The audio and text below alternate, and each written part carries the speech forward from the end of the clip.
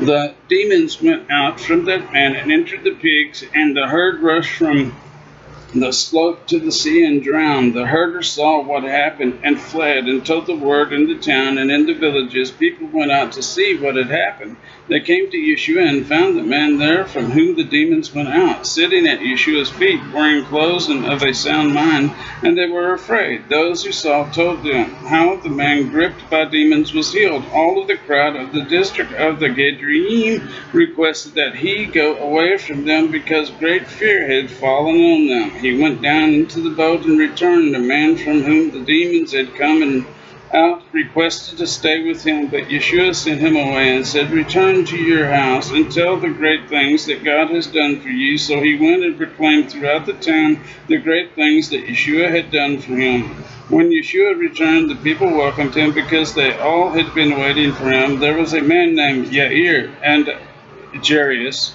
He was the leader of the synagogue. He came and fell at Yeshua's feet and begged him to come with him to his house, for his only daughter was about 12 years old, and she was about to die. When he went there, the crowd of people pressed against him. There was a woman with a discharge of blood for 12 years, who had spent all of her livelihood for healers, and no one was able to heal her. She drew near from behind him and touched the corner of his garment. Her discharge of blood suddenly stopped. Yeshua said, "Who is it that touched me?" But all of them denied it. Petros and those standing by him said, "Teacher, this crowd of people is pressing and pushing you, and you say, 'Who touched me?'"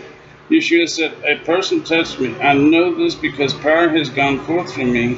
The woman was afraid because she was not hidden from him. And so she approached trembling, fell down before him. She explained in the ears of all the people why she had touched him and that she had suddenly been healed. He said to her, "Be strong, my daughter, your faith has saved you. Go in shalom." While he was still speaking, a man came from the synagogue leader's house. He said, "Your daughter has died. Do not bother the teacher."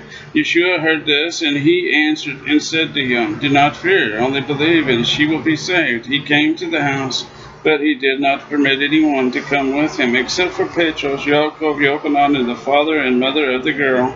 All of them were weeping and mourning her. But he said, "Do not weep, for she is not dead, but sleeping."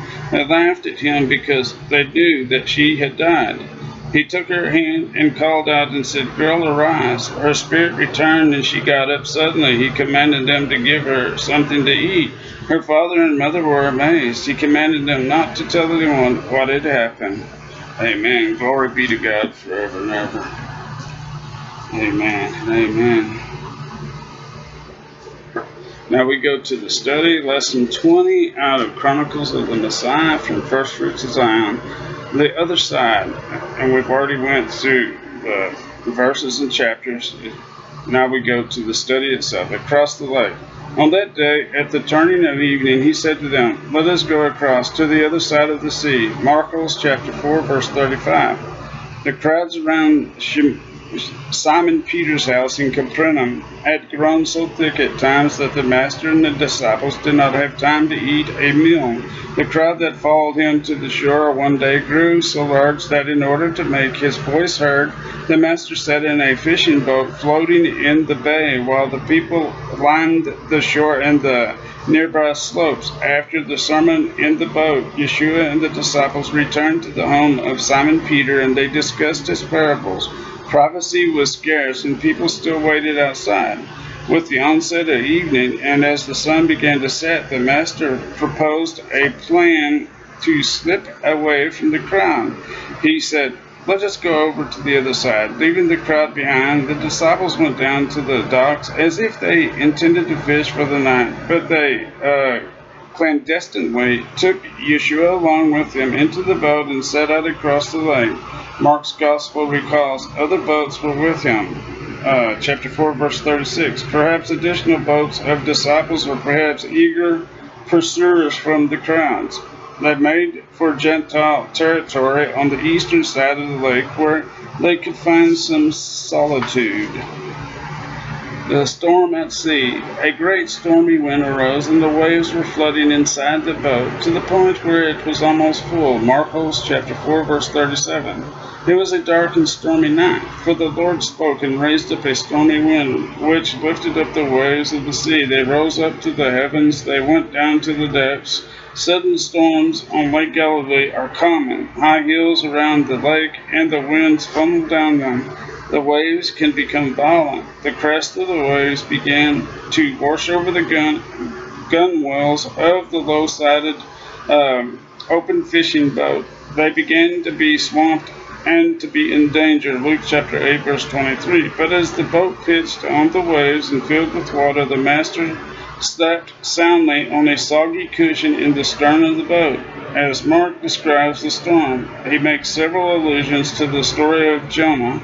The Lord hurled a great wind on the sea, and there was a great storm on the sea, so that the ship was about to break up. Then the sailors became afraid. But Jonah had gone below into the hold of the ship, lain down and fallen sound asleep. Jonah chapter 1, verses 4 through 5. And there arose a fierce gale of wind, and the waves were breaking over the boat, so much that the boat was already filling up. Yeshua himself was in the stern, asleep on the cushion. Mark chapter 4, verses 37 through 38. In both stories, the principal character sleeps peacefully while a deadly storm tosses the boat around. In both stories, the terrified sailors awaken the sleeper and rebuke him. In both stories, the principal character has the solution to the danger. Both storms are miraculously calmed. The miraculous calming of the sea terrifies both sets of sailors. Even Mark's word choices echo the story of Jonah, master of the storm. He woke up and reprimanded the wind, and he said to the sea, "Hush, and be silent." The wind calmed down, and there was a great silence. Marcos chapter 4, verse 39. The panicked disciples fought to keep the boat aright and afloat. Their soul melted away in misery. They reeled and staggered like drunken men, and were at their wits' end. Then they cried to the Lord in their trouble. They shook the Master awake, saying, "Teacher, do you not care what we are perishing? That we are perishing." Mark chapter 4, verse 38. As the boat plunged into the trough of a great wave, they cried out, "Master, Master, we are perishing." Luke chapter 8, verse 24. He brought them out of their distresses. He got up and rebuked the wind and the surging waves. He caused the storm to be still, so that the waves of the sea were hushed. The Master rebuked the wind and the sea as if he was rebuking an evil spirit. "Hush, be still." The same language accompanies the Master's exorcisms. Rebuking a weather phenomenon makes no more sense than rebuking a fever. Yeshua addresses the hidden spiritual reality behind the physical revealed world. A fever is not just a fever. A storm is not just a storm. In Jewish cosmology, the spiritual world animates the physical world. Jewish New Testament scholar Samuel Laux suggests that the winds in the pitching sea represented a Sar Shalom, that is, a spiritual entity, a prince, angel, or demon of the sea. At the Master's rebuke, the waters fled. At the sound of his voice, they hurried back. Thus he rebuked the sea. He rebuked the sea and made it quiet. As the waves flattened out into quiet ripples, the Master turned to the disciples and asked, "Why are you afraid? Do you still have no faith?" Mark chapter 4, verse 40. The disciples did have faith, but the rabbi from Galilee significantly stretched it. In the Jonah story, the calming of the sea strikes fear into the hearts of the sailors. The men feared the Lord greatly. Jonah chapter 1, verse 16. In the gospel story, the disciples have a similar reaction to the calming of the sea. They became very much afraid and said to one another, "Who then is this, that even the wind and the sea obey him?" Mark chapter 4, verse 41. Now we can say for ourselves, well, he's God, he can do all things. But back then, I bet you we would have done the same thing that the disciples did. Kursi, in the land of the Gedreim. They came to the other side of the sea, to the land of the Gedreim. Marcos chapter 5, verse 1. The storm had passed, but the sun had not yet risen. They continued across the lake and landed at a location Mark refers to as the region of the Gadarenes. The precise location is uncertain, but the details of the story limit it to the eastern shore of Lake Galilee. Luke tells us they sailed to the country of the Gadarenes. which is opposite Galilee, Luke chapter 8, verse 26.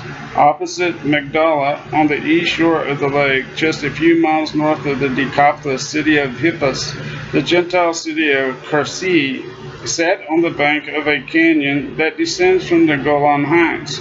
The Talmud lists Cursi as one of 5 appointed temples of idolatry, meaning that it was one of only 5 places in the world that the sages prohibited Jews from transacting business with Gentiles.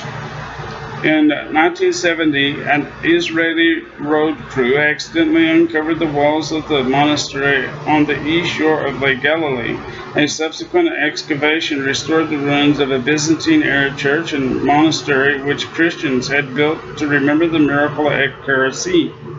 The actual incident could have taken place anywhere within the vicinity regardless of the exact location. The story clearly occurred in territory presided over by the Gentile cities of the Decapolis, the 10 cities. As the Mishnah makes clear, the presence of swine herders rules out the possibility that the characters in the story were Jewish. Swine must not be raised by Jews at any place. The demonic. He went out from the boat, and a man in whom was a spirit of impurity came to meet him from among the tombs. Marcos chapter 5, verse 2. No sooner did the master step from the boat onto the shore than a demonized man came shrieking down from the tombs, cut into the hills above. The Gospels briefly describe the man, an unclean man living in an unclean place, possessed by unclean spirits, who lived in the tombs. He exhibited a supernatural strength such that no one was able to bind him anymore. I have to pause. When I used to work at the pavilion, and I'm not going to say the patient's name, but when we looked into the room, this man jerked a steel bed that was in the concrete almost 2 feet deep at Northwest and ripped it clean right out of the floor. You could tell he was demon possessed. And we actually seen this, me and this other guy. I have another witness. So there's 2 witnesses that actually seen this, and I'm not crazy. We went and reported it, and they had to take about 15 guys in there to calm him down. That may be an exaggerated number, but it took plenty of people. He exhibited a supernatural strength such that no one was able to bind him anymore. Mark chapter 5, verse 3. For he broke the chains and shackles apart. He had not put on any clothing for a long time. Luke chapter 8, verse 27. His body always had open wounds because he continually gashed at his own flesh with stones. He spent his waking hours shrieking and screaming in the tombs and on the hills like some type of demonic sentinels. He and another demonic were so extremely violent that no one could pass by that way. Matthew chapter 8, verse 28.